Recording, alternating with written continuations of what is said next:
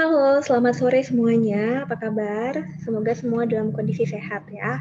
Hari ini Ibu akan menyampaikan materi tentang rheumatic heart disease sesuai dengan yang sudah tertera pada RPS. Selamat menyimak materi dari Ibu ya.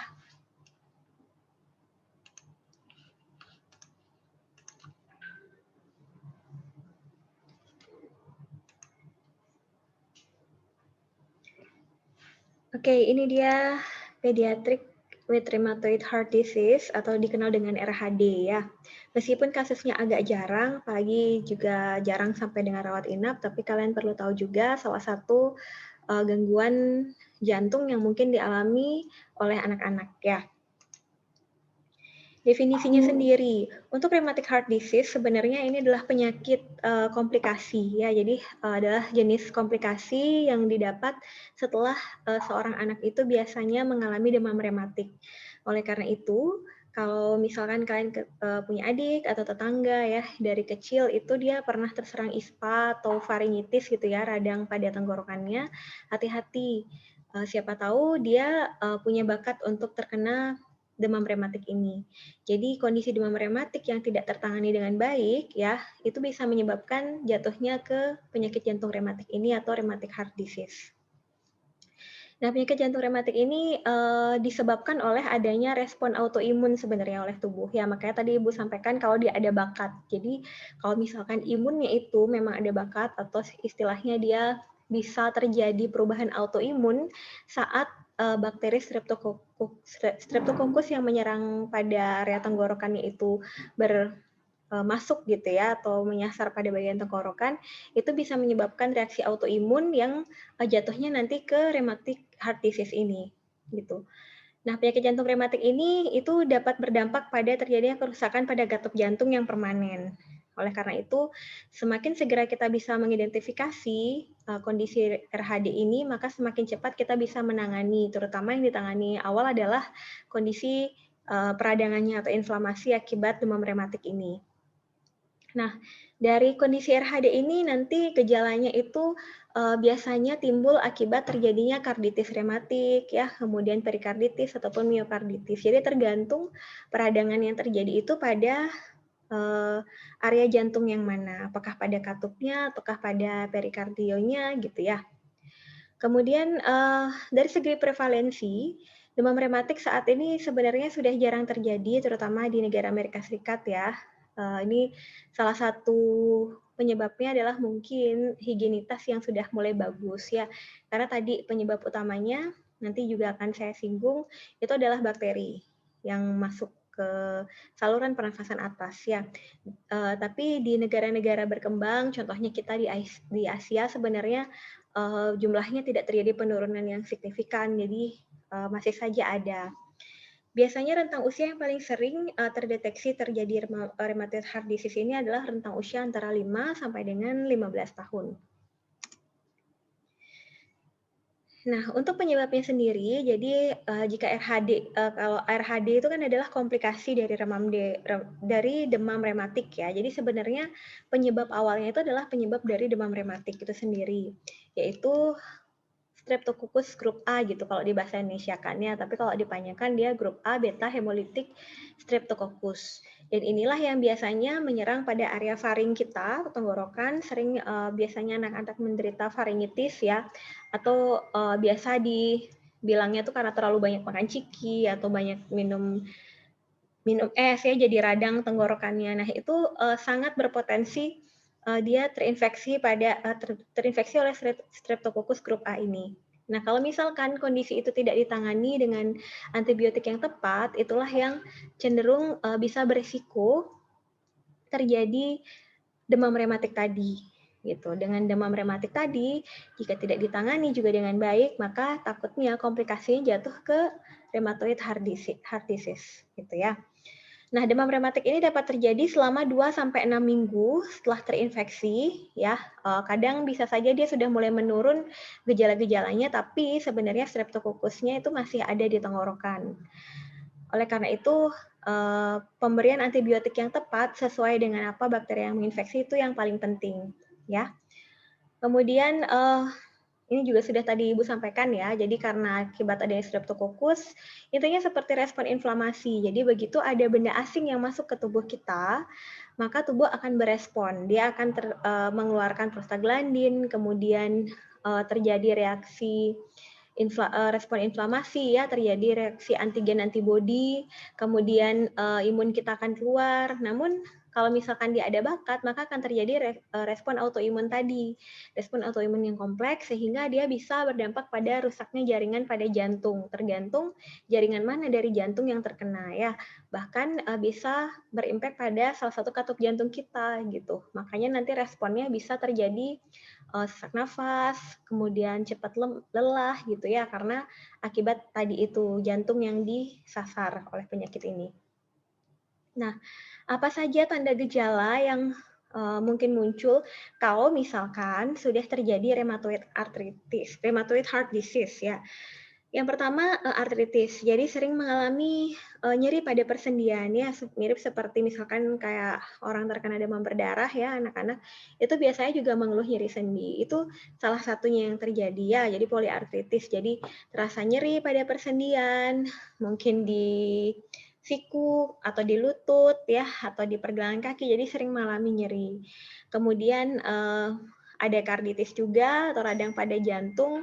Kemudian karditis ini bisa disertai dengan demam ya. Jadi kalau ada sudah terjadi respon inflamasi itu biasanya kan ada pengeluaran prostaglandin, dia akan merangsang termostat kita di hipotalamus sehingga terjadi peningkatan suhu tubuh. Jadi biasanya diawali dengan demam.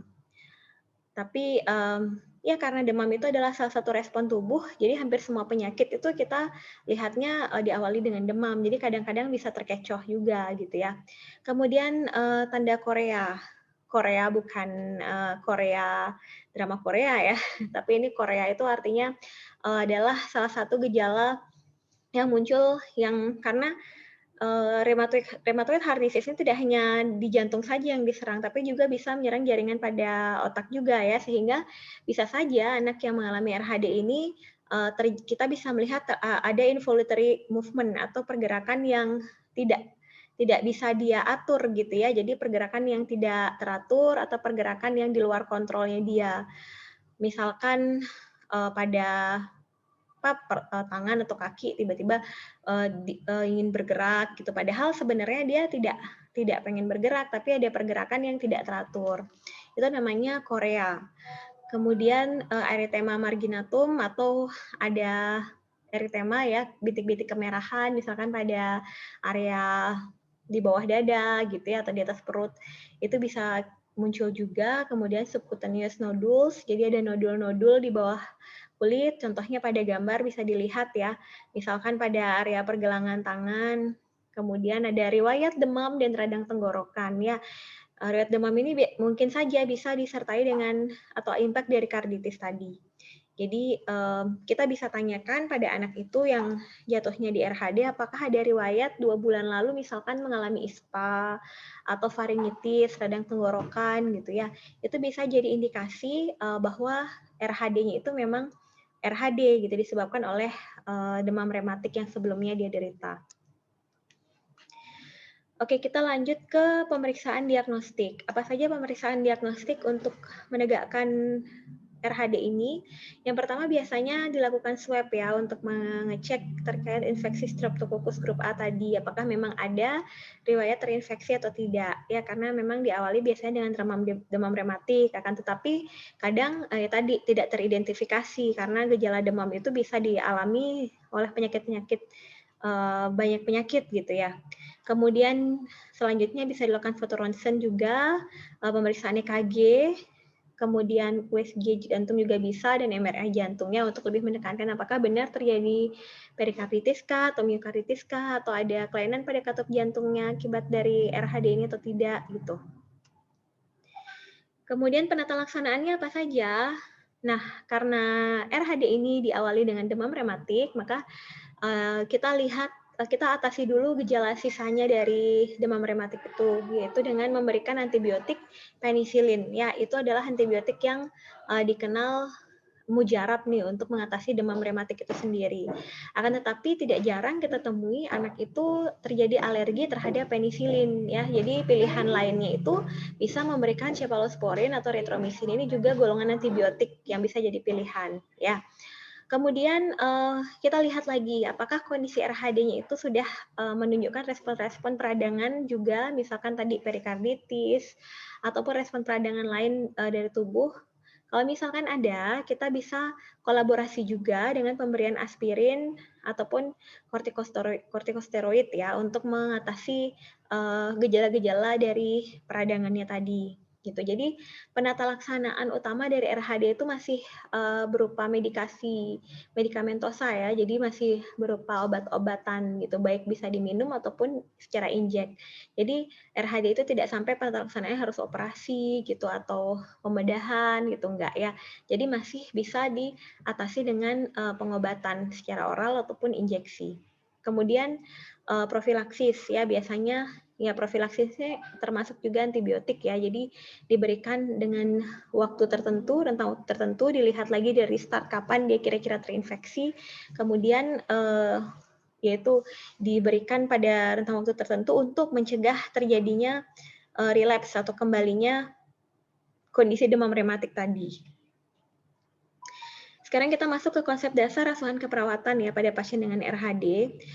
Untuk pengkajian awal, seperti biasa karena misalkan kita ketemu dengan pasien anak yang biasanya dia tidak terlalu aware dengan kondisi tubuhnya ya, sakitnya kapan, mungkin dia tidak terlalu ingat gitu ya, kita identifikasi ke orang tua atau keluarga apakah pertama misalkan dari anggota keluarga ada nggak yang menderita ISPA dalam 2 bulan terakhir, kemudian setelah anggota keluarga apakah ada dari dianya sendiri yang pernah menderita ISPA nih dari pasiennya. Karena apa? Karena ISPA itu kan dia menular ya, jadi bisa menular lewat droplet juga. Mungkin saja bakteri Streptococcus grup A-nya itu bisa didapatkan dari salah satu anggota keluarga yang mengalami ISPA sebelumnya, gitu. Mungkin yang dewasa, orang dewasa juga bisa ya. Apalagi kalau misalkan dewasa, kemudian kalau orang dewasa yang kena ISPA itu biasanya sangat infected atau sangat rentan ya bisa menularkan pada anak yang usianya lebih muda gitu, apalagi masih usia 5 tahun, 6 tahun. Contohnya kita misalkan sering makan bersama ya dengan alat makan yang sama atau bicara terlalu dekat itu bisa beresiko berbagi kuman dan bakteri gitu ya. Jadinya si anak bisa aja terkena bakteri Streptococcus tadi gitu. Makanya hati-hati kalaupun dengan anak-anak kalau bisa apalagi kita sedang tidak enak atau sakit tenggorokan ya, sedang tidak enak badan, usahakan untuk tidak berbagi makanan dengan anak-anak di bawah umur karena bisa menularkan dengan lebih cepat. Kemudian pengkajian tentu kita kaji tanda-tanda vitalnya, apakah terjadi perubahan atau di luar batas normal dari usianya anak atau tidak. Kemudian kaji tanda-tanda karditis atau peradangan pada selaput jantung ada atau tidak. Ya, misalkan terjadi takikardi, jadi nadinya yang di atas normal dari usia anak, kemudian ada suara murmur atau tidak, ada suara friction rub atau tidak. Friction rub itu seperti suara ini rambut yang kita gesekkan ya nafasnya, jadi saat bernafas kita bisa dengar ada suara friction rub seperti suara rambut digesek atau tidak, kemudian nafasnya kemungkinan pendek ya, kemudian ada bengkak pada area wajah, perut ataupun pergelangan, itu kita lihat apakah ada tanda-tanda sampai ke arah sana atau tidak, karena belum tentu ya semua pasien akan mengalami gejala yang sama. Kemudian adanya eritema tadi atau kemerahan pada area tenggorokan atau korea akibat respon inflamasi dari bakteri Streptococcus tadi. Nah, dari pengkajian tadi, kemungkinan masalah keperawatan apa saja ya yang bisa muncul pada pasien dengan RHD ini? Yang pertama, kalau misalkan tadi sudah terjadi peradangan pada karditisnya, bisa saja tampak nafas pendek ya, tadi kita lihat, itu kita bisa angkat ketidakefektifan pola nafas. Karena apa? Karena biasanya tidak disertai dengan adanya penumpukan sekret sehingga menghambat jalan nafas dari sekretnya itu. Jadi biasanya tidak ditemui. Jadi jalan nafasnya biasanya bagus, hanya saja pola nafasnya yang bisa saja meningkat gitu ya, terjadi takipneu. Kemudian Yang kedua adalah intoleransi aktivitas. Jadi akibat karitis tadi bisa saja dia lemah ya, si anak lemah, kemudian saat beraktivitas dia cepat lelah. Jadi itu kita bisa angkat intoleransi aktivitas. Artinya dia tidak bisa toleran terhadap aktivitas sehari-hari yang biasanya dia bisa kerjakan gitu ya. Kemudian masalah yang ketiga adalah yang sering adalah kurang pengetahuan ya, terutama dari orang tua, karena penyakit RHD ini tadi sudah saya sampaikan ya cukup jarang ditemui, jadi mungkin tidak sering orang tua itu mendengar tentang penyakit ini.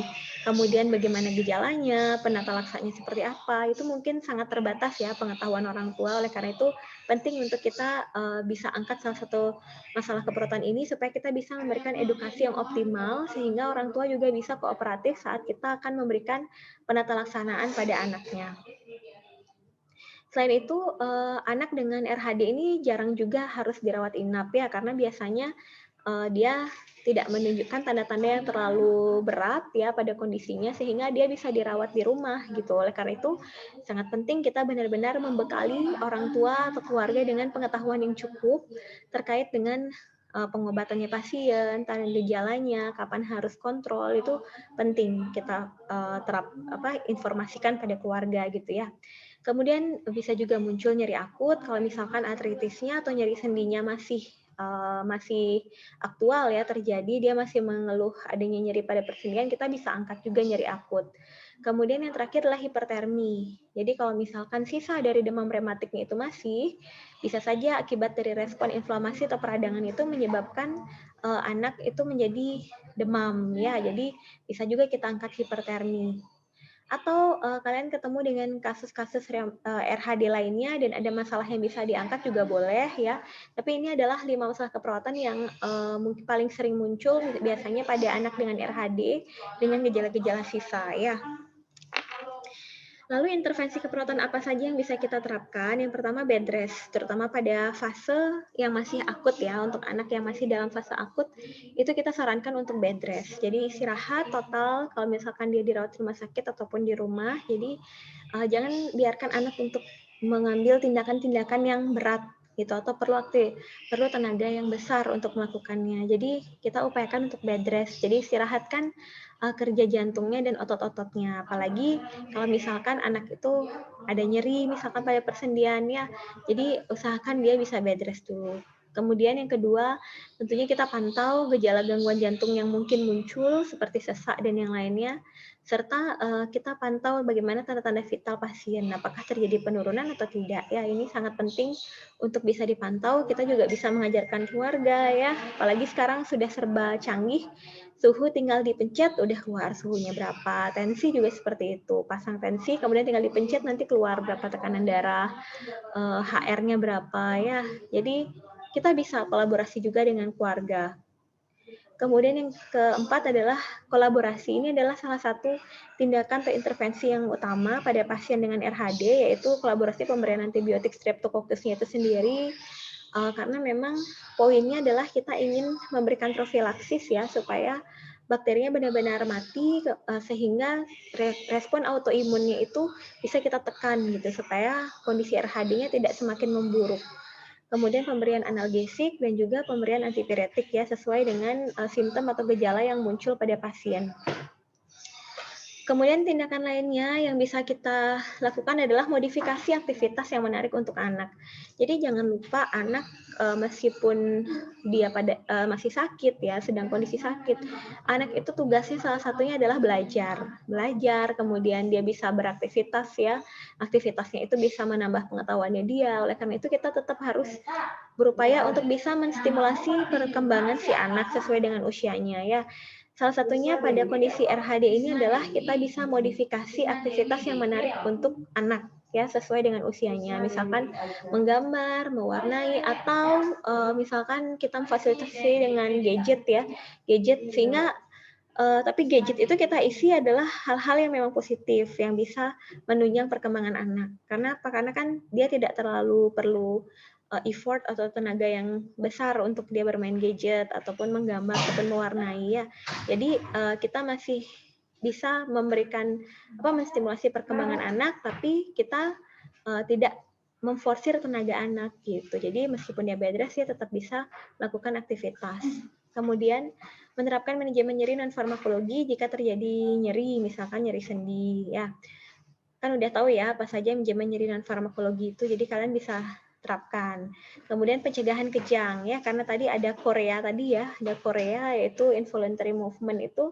Jadi kita usahakan untuk pencegahan kejang, misalkan dengan memasangkan gelang, kemudian memodifikasi bednya ya supaya dengan rail bed. Jadi jangan sampai dia berisiko nanti jatuh. Ataupun kalau misalkan pasien sudah pulang, kita informasikan untuk tidak memposisikan pasien saat tidur itu pada bed yang tinggi. Mungkin di matras di bawah gitu ya, untuk menghindari terjadinya cedera pada pasien. Kemudian edukasi terhadap orang tua dan keluarga juga sangat penting, terutama dalam pemanfaatan profilaksis dan antibiotik ya. Jadi edukasi efek samping yang mungkin muncul, dosisnya kapan diberikan, itu sangat penting karena orang tua lah yang nanti akan berfungsi atau bertugas sebagai perawat pribadi pasien untuk bisa berkolaborasi memberikan medikamentosa sesuai dengan kebutuhan pasien gitu. Jadi untuk mencegah terjadinya relapse atau kekambuhan dari kondisi demam rematiknya si anak. Barulah yang terakhir, kalau misalkan pasien terlihat sesak, kemudian saturasi oksigen menurun, kita bisa kolaborasi pemberian oksigen. Ya, KP itu artinya kalau perlu, jadi saat dibutuhkan saja. Ya, ini adalah intervensi keperawatan utama yang bisa jadi pilihan, semisal kalian ketemu dengan kasus-kasus RHD. Di luar dengan tindakan-tindakan kolaborasi lain yang mungkin bisa kalian terapkan nanti kalau misalkan sudah praktik di rumah sakit ya.